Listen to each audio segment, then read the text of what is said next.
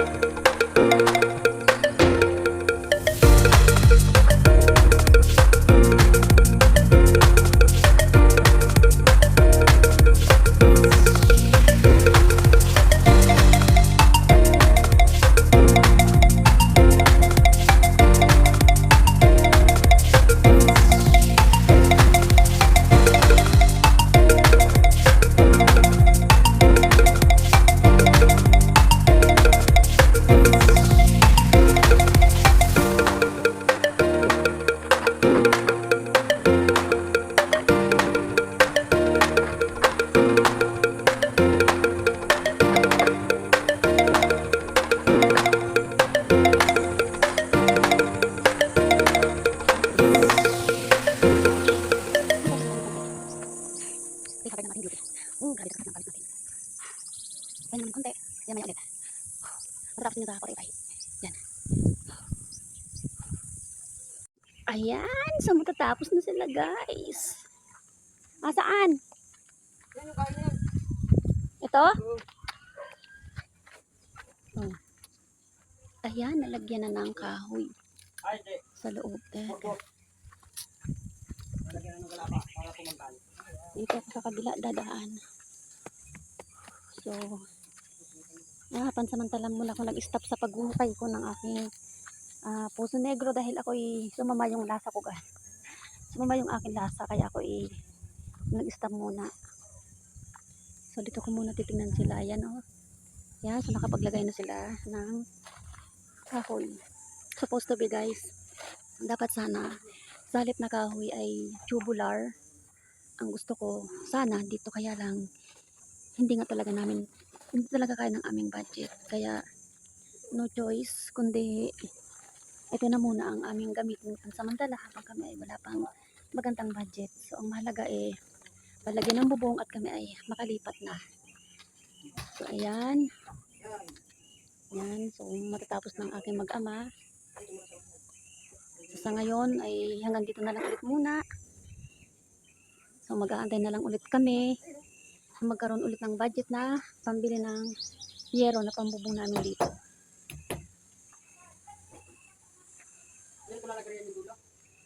So ang mahalaga ay yan, ang mahalaga importante O, diba? So, kahit pa paano, sa utay-utay, ay nautay-utay talaga siyang ano.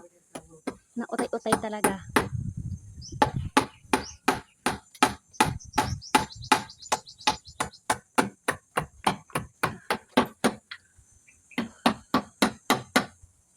Ayan, done na.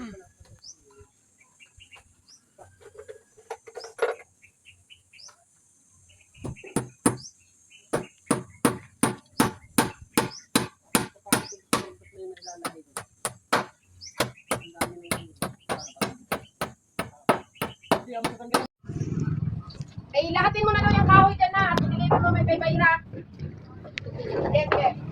Nandito kami guys sa binibilhan namin ng kukulamber. Kasi kailangan namin ng kukulamber para sa aming ginagawang munting tahanan.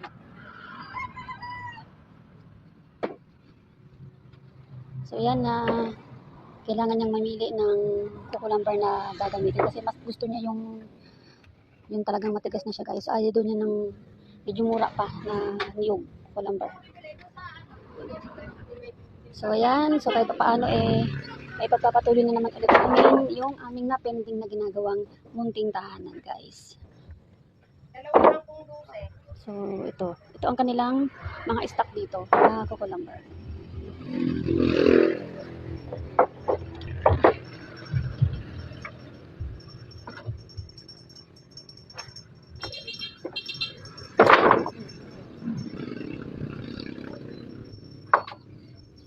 Pinipili niya yung makapal at saka yung magulang na. Ayan guys, so eto na yung napili namin na mga kahoy. At nandito na kami sa aming ginagawang munting tahanan para dalhin itong nabili namin na kukulamber na gagamitin dyan sa paglalagay ng bubong. So, mahigit 1 buwan din kami guys na hindi nakapasyal dito sa aming ginagawang munting tahanan dahil wala pa kaming budget. So, since may dumating naman na counting budget sa atin, kaya ito ibinili na namin mga materyales para malagyan na ulit yung ano namin na yun na maunti-unti na itong magawa. Ayan. So, ito guys, oh, yan, maglalagay pa kami dito. Dito ilalagay yung mga binili namin ngayon na kukulamber. So, ayan, sobrang liit lang talaga nito guys. Napaka-cute niya. Good morning mga ka-reels! Good morning guys! Nandito na ulit kami sa aming munting tahanan na ginagawa. At ngayon naman ay yero naman ang aming pinamili para naman malagyan na rin ng bubong nito mamaya. So pagkatapos na malagyan ng mga pamakuan na kukulamber ay ikakabit na rin itong aming yero na ito. So para kahit paano ay mabuo na rin itong aming munting tahanan. Wow, ayan na guys! Matatapos na ang paglalagay ng bubong sa aming munting tahanan. At dahil kumukulog at medyo umaambon na, mukhang bibinyagan na ng ulan itong aming bubong. Maigi naman para matesting natin. Tsaka biyaya din yan mula sa inyo.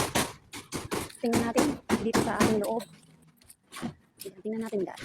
Oh, ayan na. Oh, diba? So dahil pa paano, ay nalagyan na ng bubong ang aming munting tahanan. Okay na.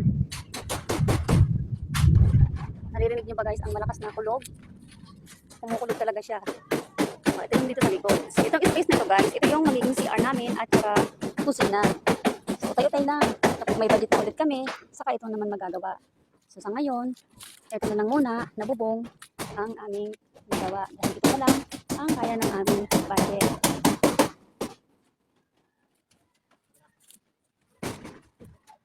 So, ayun na. Oh, naambon na talaga. Ayan, isa na lang ang kanilang ikakabit at matatapos na ng tuluyan. Ito na, nalagyan na nga ng bubong itong aming munting tahanan. So, ito lang yan guys. O, ayan. Ganito lang siya kaliit. O, itong nakikita ninyo ito. Yan, ganito lang. Ganito lang ka-cute ang aming munting tahanan.